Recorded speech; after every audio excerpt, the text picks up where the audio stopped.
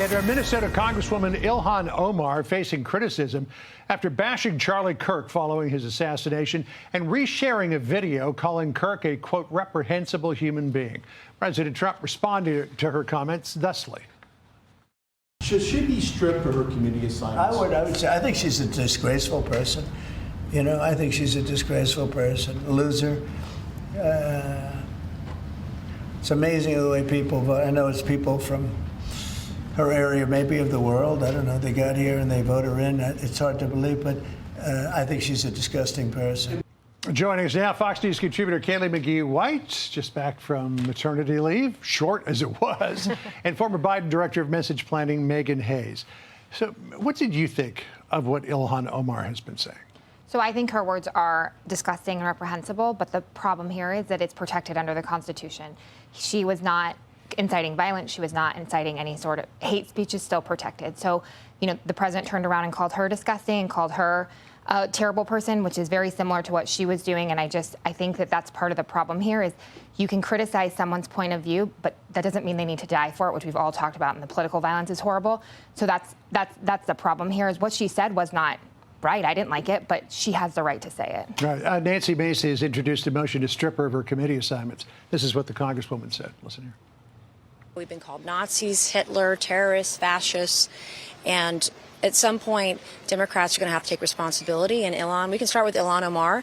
Should that happen? Should she be stripped of her committee assignments? Well, sure, because she's not protected from the consequences of her own actions. In fact, Democrats did this exact thing to Marjorie Taylor Greene over comments that she made before she was even elected to office. They stripped her of her committee assignments and they censored her. And so that is exactly what should happen to Representative Ilhan Omar here.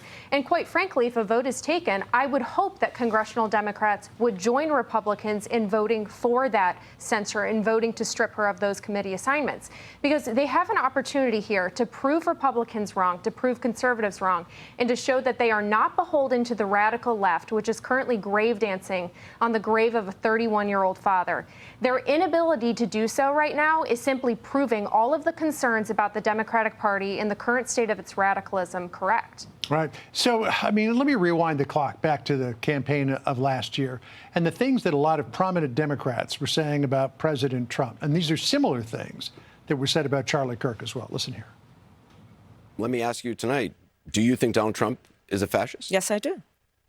Yes, I do. When we say Donald Trump is a fascist, fascism, a huge component of fascism is uniting racism, bigotry. I just don't even know why there aren't uprisings all over the country. There needs to be unrest in the streets for as long as there's unrest in our lives. No one has ever been more dangerous to this country than Donald Trump, and he is a fascist to his core.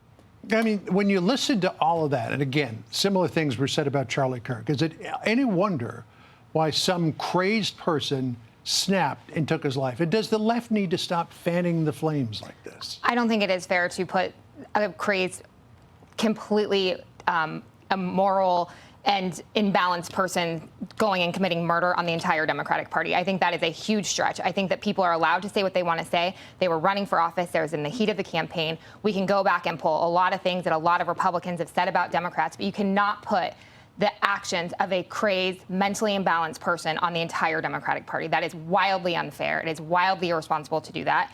And I don't think, again, you have the right to say what you want to say. You don't have the right to commit violence. And there's a huge difference. Right, but when you say things like that, I mean, you raise the threat level that people perceive, particularly people on the far left, that there may be somebody out there who says, well, there's only one way to deal with this threat. And as we saw with Charlie Kirk. Yeah, I think it's completely fair to pin this on the Democratic Party. To be clear here, radicalism is not a fringe problem in the Democratic Party.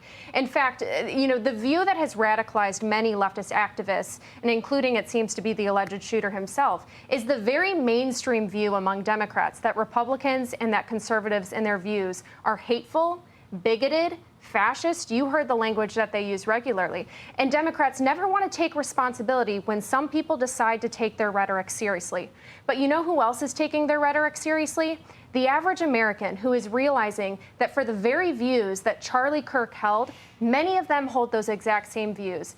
And the people who hated Charlie Kirk, probably hate them as well because of those views. So the average American is waking up to this reality and to the hateful environment that leftists have created. But just quickly, what do you say about this Rutgers study about this so-called assassination culture on the left? That nearly 50% of people say, well, it might be justified to assassinate a political figure like Donald Trump. No, absolutely not. It's not justified. I don't care what anybody says. I don't care what you say. That is just not a justified action in any society, in the Democratic Party or the Republican Party. But I do agree with you that people are paying attention to what people are saying. And I think that most people are moderate, and we are being held hostage by the extremes of our parties. And I do not think that is appropriate or fair to moderate Democrats or moderate Republicans. People care about the economy. People want to have a better life.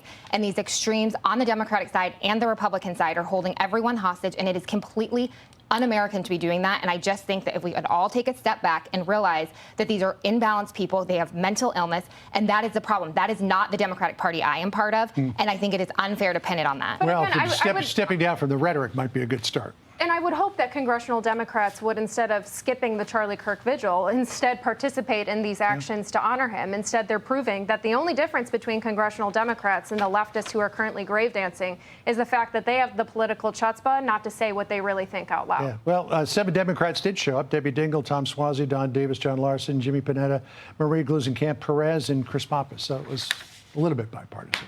Thanks for joining us, folks. Sad times we live in, though.